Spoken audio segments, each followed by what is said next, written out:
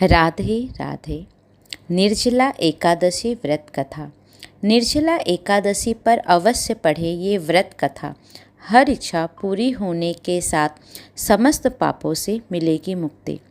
निर्जला एकादशी पर इस व्रत कथा का पाठ करने से कई गुना अधिक शुभ फलों की प्राप्ति होती है।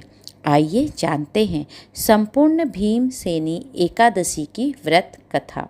निर्जला एकादशी का व्रत ज्येष्ठ मास के शुक्ल पक्ष की एकादशी तिथि को किया जाता है।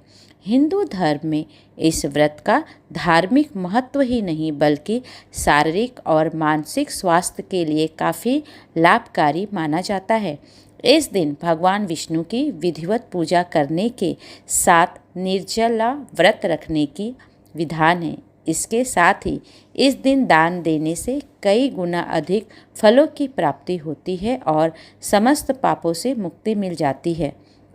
इस दिन विष्णु जी माँ लक्ष्मी की विधिवत पूजा करने के बाद व्रत करना अवश्य और साथ में कथा अवश्य पढ़ना चाहिए। इससे आपकी पूजा पूर्ण मानी जाती है।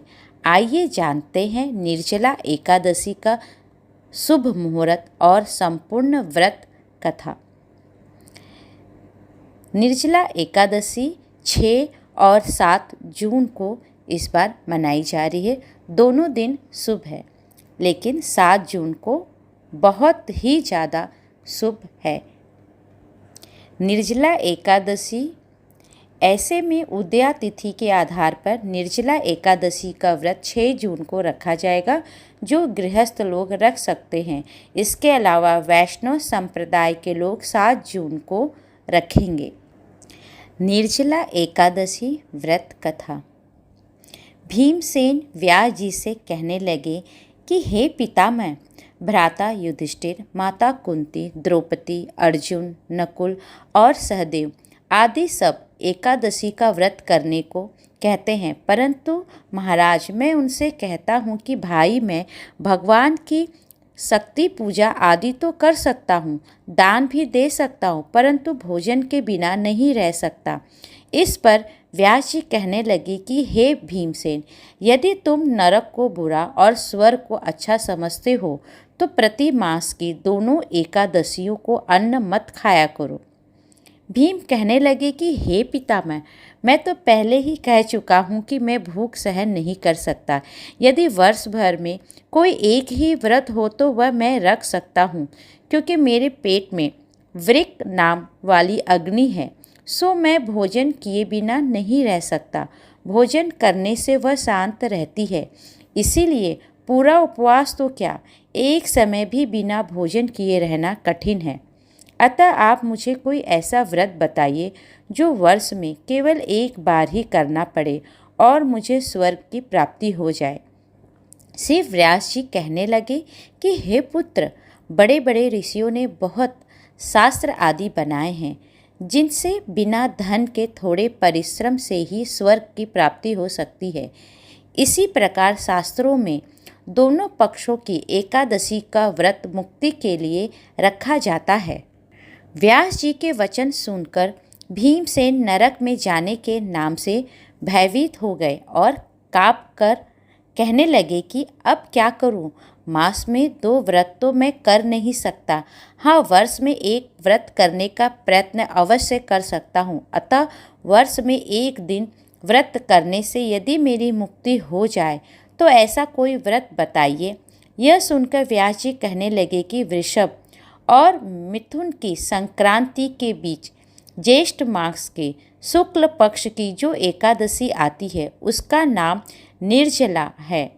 तुम उस एकादशी का व्रत करो। इस एकादशी के व्रत में स्नान और आचमन के सिवा जल वर्जित है। आचमन में 6 मासे से अधिक जल नहीं होना चाहिए, अन्यथा वह मद्यपान के सदृश हो जाता है।